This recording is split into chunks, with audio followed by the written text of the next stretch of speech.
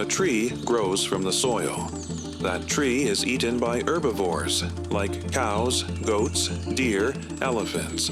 These herbivores are then eaten by carnivores, like tigers, lions, bears. But humans are different.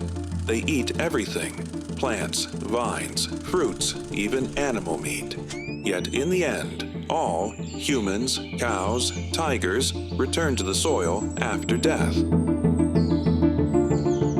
This cycle of life, where one being depends on another to survive, is called the food chain by scientists.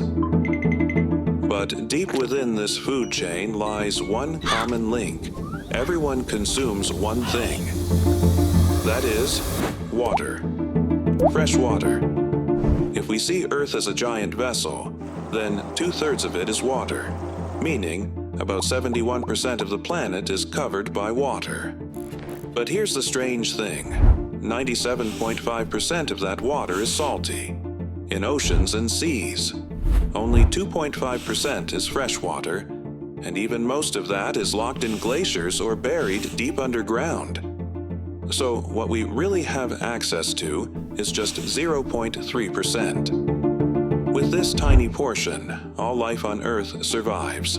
This water feeds trees, keeps animals alive, sustains human life.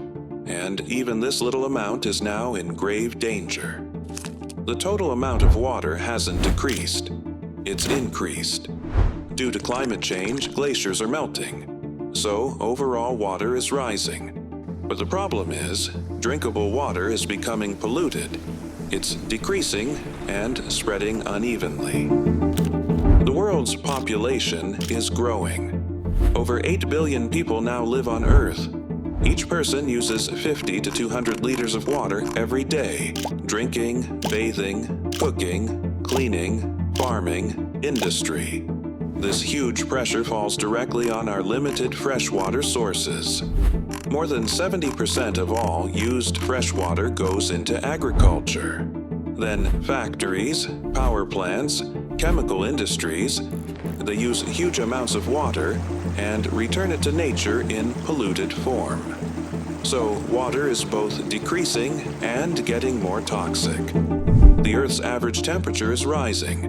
This causes drought in summer, sudden heavy rains in winter. Two extremes, both increasing.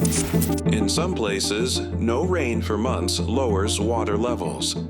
Elsewhere, flash floods destroy rivers and reservoirs.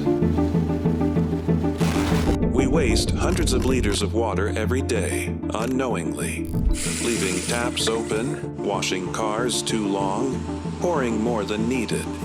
Billions around the world are wasting water like this. The damage is invisible, but the effect is devastating. Pollution is another deadly issue. Factory waste, pesticides from farms, city drainage, all are polluting rivers and canals. This pollution mixes directly with drinking water. According to the World Health Organization, around 200 million people fall sick every year from water-related diseases, like diarrhea, typhoid, hepatitis, even deadly ones. Factories dump waste, cities pour drainage, plastic, heavy metals, all into rivers. Result? Freshwater sources are turning poisonous. In many parts of South Asia, tube well water is full of arsenic. And people drink that water every day without knowing. Let's talk about our own country. Once, Bangladesh had over 1,300 rivers. How many are alive today? Very few. And those few have lost their spirit. In the rainy season, many rivers become dangerously overflooded.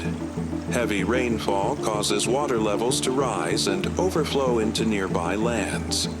As the rivers swell, they collect garbage, sewage, and runoff from streets and villages. The floodwaters turn murky and polluted, making them unusable for drinking, bathing, or irrigation. This contaminated water disrupts daily life, spreading disease, damaging crops, and forcing communities to struggle for clean water. Groundwater was once a major source of clean water. But now it's being overused for farming, homes, and industries. Water levels are falling, boosters are failing, sinkholes are forming, the soil is sinking due to lack of moisture. Arsenic in groundwater is increasing too. People are getting sick from arsenic-related diseases. Another danger is rising sea levels. Because of global warming, ice is melting, sea levels are rising. Salty seawater is entering human settlements. Freshwater layers in coastal areas are being destroyed. Salty water floods farmland. Homes and crops are disappearing. But the crisis doesn't stop there. According to the UN, by 2050, more than half of the world's population will face water scarcity.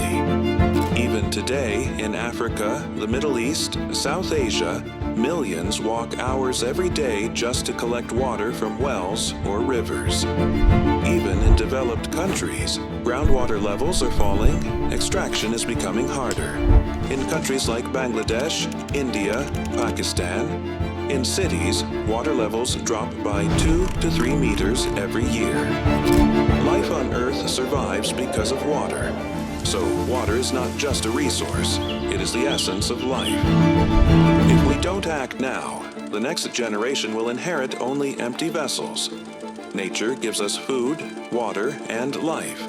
But if we don't protect nature, one day nature will stop protecting us.